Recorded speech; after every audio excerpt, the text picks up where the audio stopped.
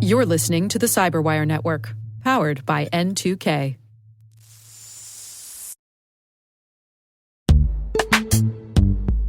This episode is brought to you by Palo Alto Networks, the leader in cybersecurity.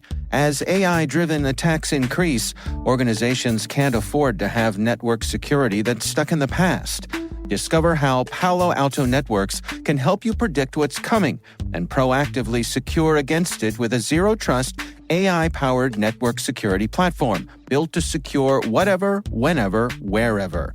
To learn more, visit paloaltonetworks.com/network security platform.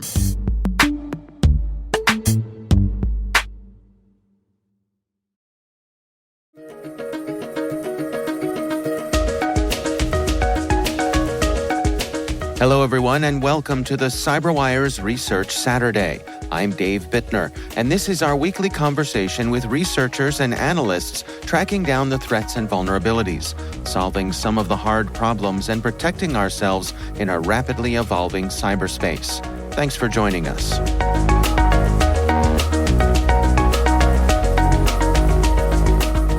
Yeah, so Bumblebee is a pretty interesting malware. It's a downloader that is used by multiple cybercrime threat actors, and it really used to be a favored payload from around March 2022 through October 2023. But then it kind of just fell out of our visibility, really disappeared from the threat landscape. So we went from a lot of Bumblebee to basically none of it. That's Selena Larson. She's a senior threat intelligence analyst at Proofpoint. The research we're discussing today is titled Bumblebee Buzzes Back in Black.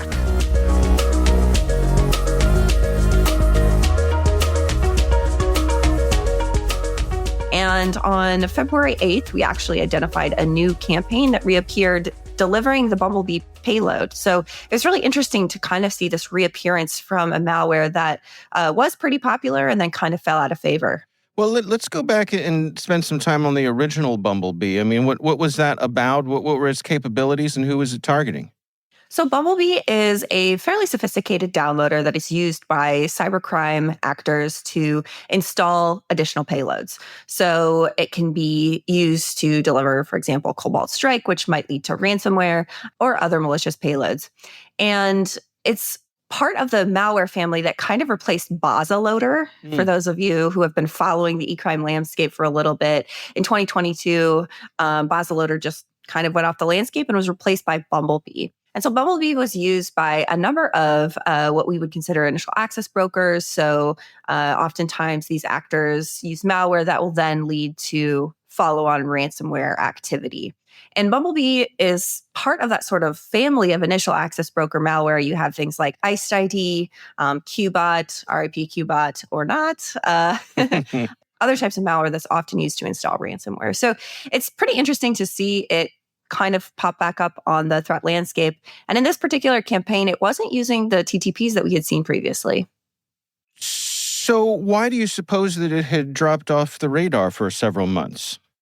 That's a good question. We can't say with high confidence why it sort of disappeared. And I do want to point out that that was from our visibility, so email threat data. So it's entirely possible that there was activity that we just weren't seeing or weren't aware of. But as far as we know, it wasn't widely used to the extent that it had been previously. However, this disappearance did align with a number of other types of malware or threat actors kind of dropping off activity a little bit. Typically over the winter timeframe, starting in November, kind of going especially through December and January, you see cyber criminals in the cybercrime landscape kind of ease up a little bit. So oftentimes threat actors will take breaks. Sometimes this aligns with Russian Orthodox holidays, suggesting, potentially where the threat actors might be celebrating holidays, taking vacations, kind of the same way that we do here in the US. And what we saw kind of across the landscape was this sort of decrease or drop off during those months. So Bumblebee fell off a little bit earlier, kind of back in October 2023 was the last appearance in our threat data, but it did kind of coincide with this sort of overall slump of cybercriminal threat activity. And its return, interesting enough, also coincided with a return to activity from a lot of cybercriminal threat actors. So it kind of came back on the scene at the same time or around the same time as a lot of some of the other popular cybercrime activity that we've been tracking. No, that is interesting. Well, let's talk about the campaign that you saw gear up here in February. What is the process here that they're doing their thing? Yeah, so we saw came in via email, and the sender purported to send something that was related to a voicemail. And it says, hey, you have a missed voicemail call from this individual. Click to listen to the voicemail. If the user clicked on that link, it was a OneDrive URL. And then this led to a Word document, which I thought was kind of interesting because the Word document didn't really align with a voicemail theme. Like the Word document looked like it was this, personal electronics company branded document, whereas the lure itself was a voicemail. So that initially I thought was a little bit weird. But then the Word document itself actually used macros to lead to the installation of the Bumblebee malware via various scripts to actually install Bumblebee. Now, you all point out in your research that this is a little unusual, the use of these macros. Yeah, so macro-enabled documents, whether attached directly to email or part of the overall attack chain, have really dropped off since Microsoft began disabling macros downloaded from the internet by default. That was back in 2022. So throughout 2023, the use of macros significantly decreased.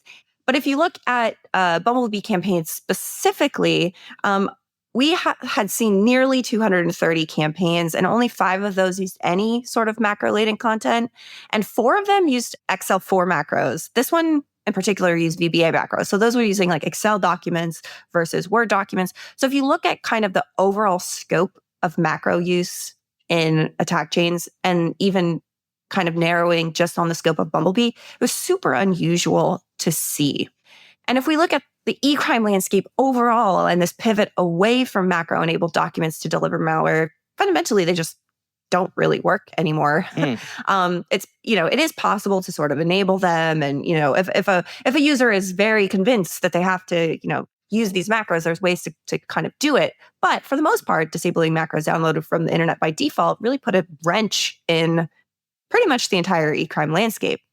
So we don't really see them all that much anymore. So their appearance in this particular campaign was pretty interesting.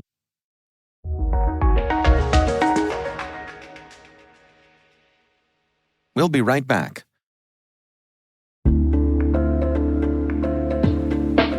Hey everybody, want to take a few minutes here and talk about our sponsor, Splunk. You need to keep operations humming around the clock, but potential disruptions are everywhere. Splunk helps you predict problems and find and fix issues fast so you can reduce risk and ditch downtime. The world's largest enterprises rely on Splunk's unified security and observability platform to become more efficient, resilient, and innovative. With Splunk, you can react quickly, evolve faster, and be ready for anything. Stay ahead of disruptions. Learn more at splunk.com/resilience.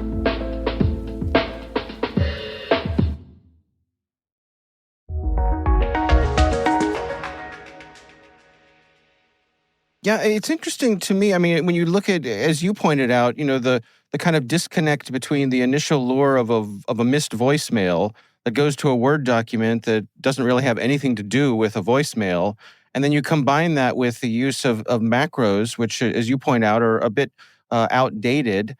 It makes me wonder, is this campaign being run by the interns, right?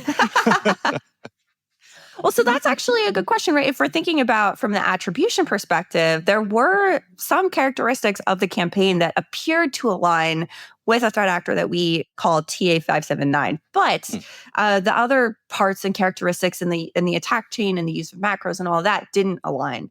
So while some of it seemed maybe familiar, we did not attribute this campaign to a known threat actor just because so many of the characteristics were so different.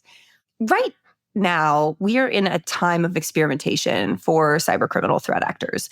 There's a lot of changes going on in the attack chain, a lot of trying new techniques, a lot of using different file types, using URLs to various file types, using different scripting files, kind of chaining things together, even using, the use of various CVEs and attack chains. It's this kind of crazy wild west of cybercrime. And although we didn't necessarily attribute this campaign to a specific threat actor, I think it kind of speaks to the overall climate where threat actors are trying new things that maybe from the defense perspective might make us kind of scratch our heads and be like, oh, why is this happening? This is kind of weird. But, they are trying to see what works and what they can get people to, do and ultimately lead to malware installation. But when you say people are trying things, is that more than usual? I mean, are you saying there's been an uptick in clever ways to see if you can get around things? Yeah, I would say so. I think the overall trend of iteration in attack chains and the time between new attack chains has definitely decreased. The tempo, operational tempo, and the changes, the amount of changes have increased, and the time between threat actors doing things and making changes has decreased. So it's interesting from our perspective, right? We saw the changes kind of begin after Microsoft disabled macros by default, and there was a wave of OneNote files, for example. And then there was this wave of LNKs. And then there was this wave of ISO and .rar files that kind of bypass the mark of the web attributes. And then it kind of fractured where the landscape and various actors across the landscape started kind of doing their own thing. So right now, it's not so much kind of this whole wave that all of the actors kind of follow and everyone's kind of trying the same thing. What we're seeing now is a little bit, everyone's kind of trying things differently.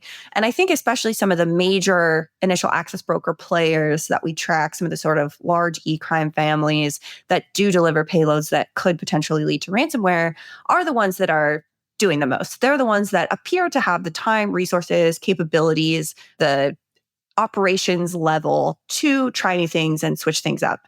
And what that ends up doing is forces defenders, forces detection engineers, forces those of us who are tracking these actors to make our own changes to defend against it. So it's been really interesting kind of seeing that happen and seeing, the changes go. It's been a prolonged timeline, I think, that we're seeing a lot of this. It certainly started, early 2023, but what's really occurred now is just constant change and lots of different and new techniques, which we might not have seen previously or weren't necessarily expecting. So, I mean, getting back to this specific campaign, ultimately, what does it look like they're after here? So we only know that they were attempting to install the Bumblebee downloader. It's likely that they would use that to download additional malware, potentially leading to ransomware. But I can't say with high confidence what the ultimate objective of this particular campaign was. Gotcha. Well, what are your recommendations then? I mean, how do folks best go about protecting themselves? Yeah, that's a great question. I mean, from a fundamental perspective, right, social engineering is still the way that people, the bad guys, are trying to get people to engage with content or, click on something malicious, download something malicious. And I think being wary of that and mindful of the different social engineering techniques, really popular lures. I mean, this one in particular, a voicemail theme, we've seen that with a number of different actors and clusters kind of using that sort of voicemail theme. I think, to your point earlier, it was kind of interesting that, this document didn't really match what the initial email lure was. And so that's a kind of a key thing that people can think about and look into. But also, understanding sort of defense in depth, right? And just being mindful of some of the decisions that you're making from a security perspective of okay, so let's say if this does happen and someone clicks on it, what then? Are there critical tools and controls in place to prevent this type of activity from happening? In this particular case, the macros downloaded from the internet by default might not be the most effective way from a threat actor perspective. But, let's say if there was an actor that was delivering something via JavaScript, dropping a JavaScript file, ensuring that the end user, if they do click on it, it opens in a text file. So, setting kind of rules within your organization to really ensure defense in depth. So even if something does go wrong, there are catches in place to make sure that it doesn't go farther. Yeah, it's a really good point. I mean, it's, as you say, I mean, even if the whole notion of using macros isn't terribly effective right now, you still have a user who's clicking on links, right, to get you to that point. So you just need to be prepared, I guess. Yeah, and I think, as we're kind of talking about the changes in the attack chains overall, there's also the mindful fact of social engineering, right? So the social engineering has to get better because people are having to click on more stuff in order to get to the payload, right? So the attack chains are a little bit longer. Click to install macros, this one click red button, deliver malware just doesn't really work anymore. And so the attack chains are getting longer, meaning the social engineering and the initial sort of email or whatever the initial attack chain is has to get a little bit more clever to further entice people to click on that stuff. So I think from a social engineering perspective, definitely training users, making sure that they're mindful and aware of the very common techniques that are being used by these threat actors, including what the attachments are, what the attack chains look like, what types of files are they using, and how can we add, certain restrictions or rules in place within an organization to prevent exploitation if, unfortunately, a user might fall for something.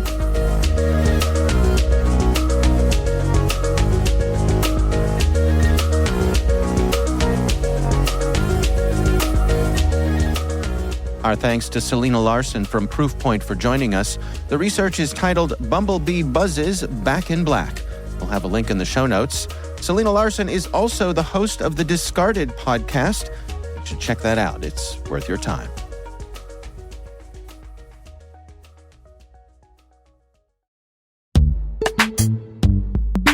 Imagine a world where you're always one step ahead of cyber threats, where your defenses are impenetrable because you see what others don't.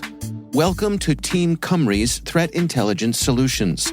With real-time access to the world's largest threat intelligence data ocean, they enable you to turn the tables on attackers.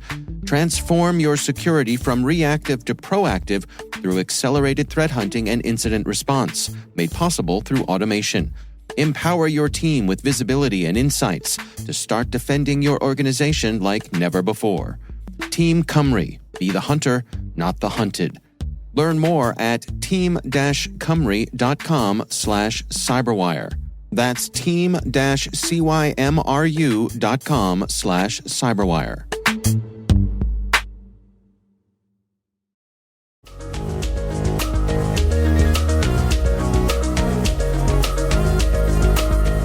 The CyberWire Research Saturday podcast is a production of N2K Networks. N2K Strategic Workforce Intelligence optimizes the value of your biggest investment, your people. We make you smarter about your team while making your team smarter. Learn more at n2k.com. This episode was produced by Liz Stokes. Our mixer is Elliot Peltzman. Our executive producers are Jennifer Iben and Brandon Karpf. Our executive editor is Peter Kilpie, and I'm Dave Bittner. Thanks for listening. We'll see you back here next time.